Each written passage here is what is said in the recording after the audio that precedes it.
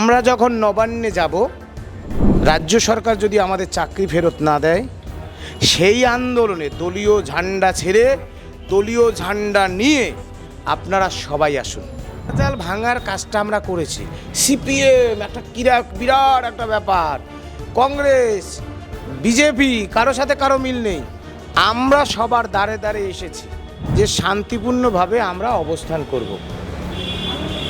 তাহলে আমরা সেই সমস্ত কিছু মেনে, আইন কানুনকে মেনে আমরা ওখানে অবস্থান করছি। আমরা বলছি বিরোধী দলনেতা আপনি আমাদের সাথে বৈঠকে বসুন।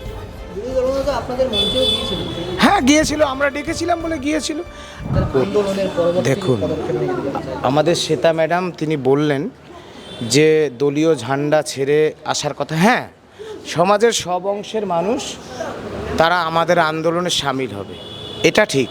আমরা যখন নবান্নে যাব, রাজ্য সরকার যদি আমাদের চাকরি ফেরত না দেয়, সেই আন্দোলনে দলীয় ঝান্ডা ছেড়ে দলীয় ঝান্ডা নিয়ে আপনারা সবাই আসুন।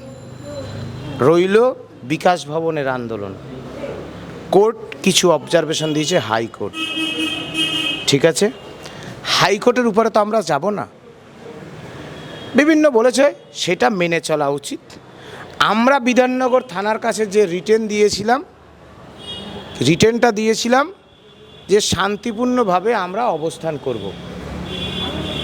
তাহলে আমরা সেই সমস্ত কিছু মেনে, আইন কানুনকে মেনে আমরা ওখানে অবস্থান করছি, এবং যদি কিছু আইনি ব্যাপার আসে সেটা মেনেই ওটা চলবে। সুতরাং পুরো ব্যাপারটা পড়া হয়নি, আমাদের মাননীয় ম্যাডাম বলছিলেন। তবে হাইকোর্টের রায়টা আমরা মানব। কংগ্রেসের প্রতিনিধির সঙ্গে দেখা করেছেন, সিপিএম প্রতিনিধির সঙ্গে দেখা করেছেন, কি বুঝলেন, কতটা আশ্বস্ত? দেখুন, এই যে একটা ভাঙা, এই বেড়াজাল ভাঙার কাজটা আমরা করেছি। সিপিএম একটা বিরাট একটা ব্যাপার, কংগ্রেস, বিজেপি, কারো সাথে কারো মিল নেই। আমরা সবার দ্বারে দ্বারে এসেছি।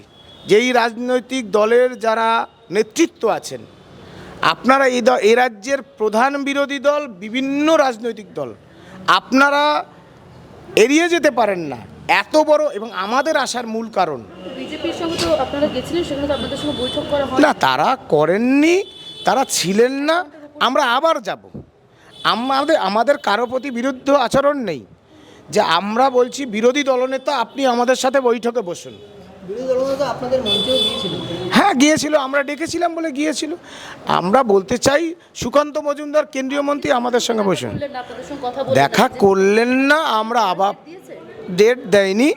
আপনার মিডিয়ায় বক্তব্য শুনে নিশ্চয়ই তারা ডেট দেবেন। হ্যাঁ, সুতরাং আমরা এই বেড়াজালটা আপাতত ভাঙলাম।